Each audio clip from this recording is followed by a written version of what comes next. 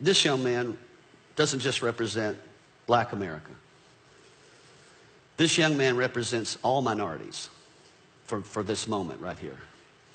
What most people don't realize about my race is my race has a hard time getting what's wrong in America.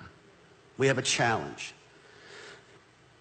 The great slogan that was spoken at the beginning of this presidential race that got a person elected was, we're going to make America great again. I looked at the crowd, and it was predominantly my race cheering for that statement.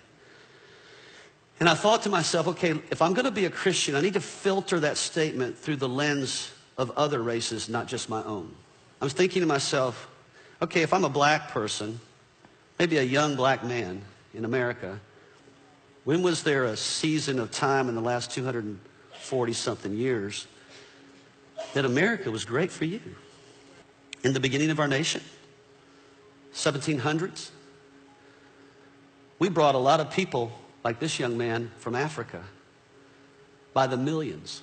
But for some reason, this has never been really advertised too much, because my race, we don't want to feel guilty.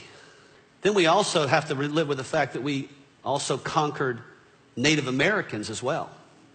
Then we went down to South of America and we said, Mexicans, we're going to take some of your land from you as well. What do you think of a Hispanic person? When was America great for Hispanic people?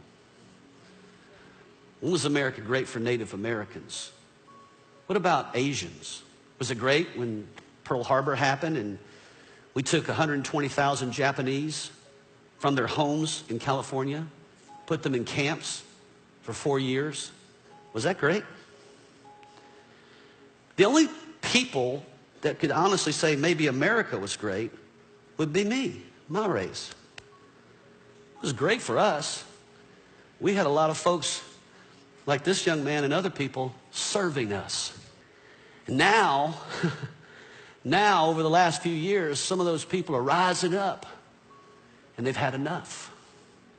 And movements are starting and different things are happening in our nation that are saying, hey, we matter too. We are not the majority, but we matter too. And people like us are getting scared. We're getting fearful. Man, this nation is not like it used to be.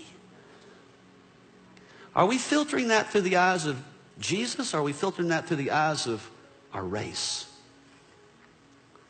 And so what Jesus would do in the middle of all this is he would take a person like this, a young black man and an old white man.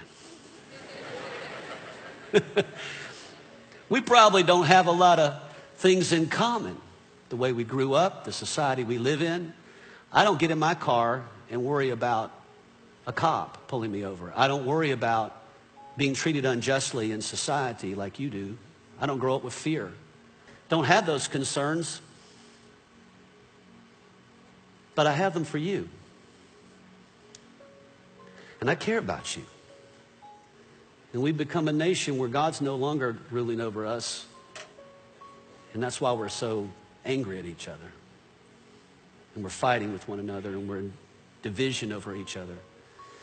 And I can't see our government healing that. I can't see any president healing that. I can't see any leader healing that in society other than Jesus. And that has to start with us in the church. So, Jesus would take one of the disciples and he would wash their feet. He would pour water over their feet because the feet represented the dirtiest part of their body. Who in their right mind would want to wash somebody else's feet? Yet Jesus did that. And he said, you see how I'm doing this? You see how I'm putting my hands on your feet?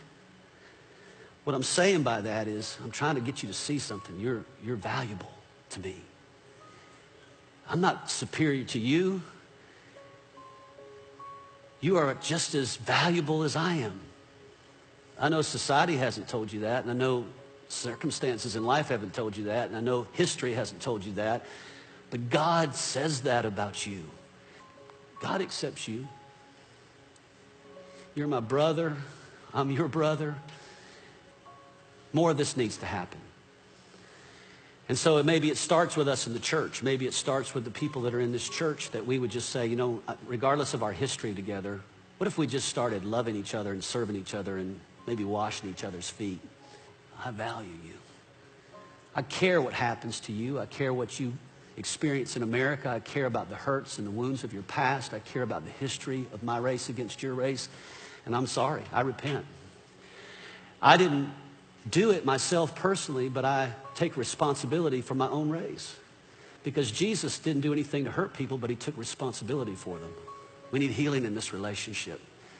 We need to be one together instead of you doing your thing and me doing my thing.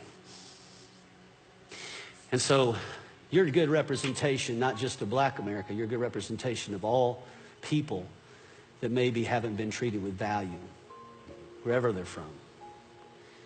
And I just want you to know that from this point on, my life is about making sure that you understand that you grow up in an America where there are people that value you from another race. I love you, bro. Hold on.